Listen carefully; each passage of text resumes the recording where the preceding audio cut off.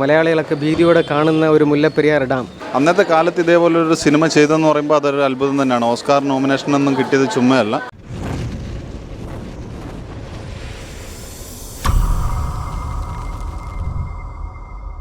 കുഴപ്പമില്ല, അടിപൊളി സിനിമ. പണ്ടത്തെ ഒരു ഇത് കൊള്ളാം.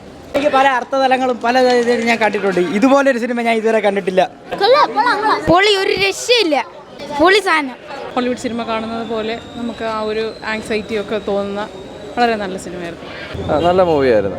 ഇത്രയും പഴയ മൂവിയായിട്ടും നല്ല ക്വാളിറ്റി മെയിൻറ്റെയിൻ ചെയ്തിട്ടുണ്ട്. മെസ്സേജ് ഉണ്ടായിരുന്നു, ഡാമിനെ കുറിച്ചുള്ള ഒരു മെസ്സേജ് എല്ലാം നന്നായിട്ട് വന്നിട്ടുണ്ട്. പക്ഷേ അത് ആപ്ലിക്കബിൾ ആയിട്ടില്ല എന്ന് മാത്രം. ഡാം എങ്ങനെയാണ് പൊട്ടിക്കഴിഞ്ഞാൽ എന്ത് സംഭവിക്കും എന്ന് നമുക്ക് തീർച്ചയായിട്ടും നമുക്കറിയാൻ പറ്റില്ല. അതിൻ്റെ വിഷ്വൽ ഇമ്പാക്റ്റ് ഭയങ്കരമാണ്. അത് ഒരു സിനിമയിലൂടെ നമുക്ക് വരച്ച് കാണിക്കാൻ ഒരുപാട് എന്ത് പറയുക, അതിനൊരു അതിർവരമ്പിലുണ്ട്. പക്ഷെ അതിനെയൊക്കെ ഭേദിച്ചുകൊണ്ട് അതിൻ്റെ ഗ്രാഫിക്സിലും പെർഫെക്ഷനിലും ഗംഭീര വർക്ക്, സൂപ്പർ വർക്ക്. കൊള്ളാം. നമ്മൾക്ക് കുറച്ച് നാൾ മുന്നേ കാണാൻ ആഗ്രഹിച്ച ഒരു ഫിലിം, അതൊരു റീ റിലീസ് 4K അത് വന്നതിൽ വളരെ അഭിമാനമായി തോന്നുന്നു. കാരണം അത്തരത്തിലൊരു ഡിസിഷൻ അതിൻ്റെ സംവിധായകൻ എടുത്തതിൽ നമുക്ക് മോസ്റ്റ് വിലോഡ് വെൽക്കം. കാരണം വലിയ സന്തോഷം.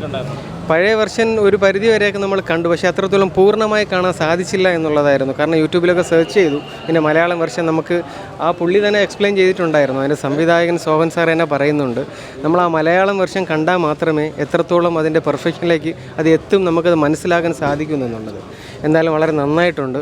കാരണം ഒരു ഡാം നമ്മൾ എല്ലാവരും ഭീതിയോടെ കാണുന്ന, മലയാളികളൊക്കെ ഭീതിയോടെ കാണുന്ന ഒരു മുല്ലപ്പെരിയാർ ഡാം, അത് മേ ബി എന്തെങ്കിലും ഒരു one of the most dangerous disaster in the world, may be അത്രത്തോളം ഡേഞ്ചറസ് സിറ്റുവേഷനിലൂടെ നമ്മൾ എങ്ങനെ പ്രിവെൻറ്റ് ചെയ്യാമെന്നുള്ളൊരു കാര്യം കൂടി അദ്ദേഹം നല്ല രീതിയിൽ അത് മേക്കിംഗ് ഉണ്ട്. ഓവറോൾ അവസാനത്തെ ഒരു 20 മിനിറ്റാണ് പടം.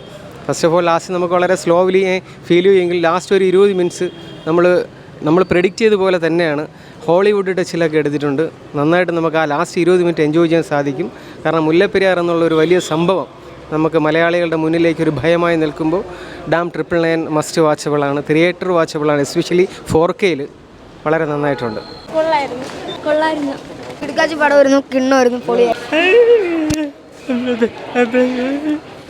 ഡാം കൊള്ളാം, കുഴപ്പമൊന്നുമില്ല. അന്നത്തെ കാലത്ത് 2010 ഇങ്ങനെ ഒരു പടം ചെയ്തതെന്ന് പറയുമ്പോൾ ഭയങ്കര വലിയ കാര്യം തന്നെയാണ്.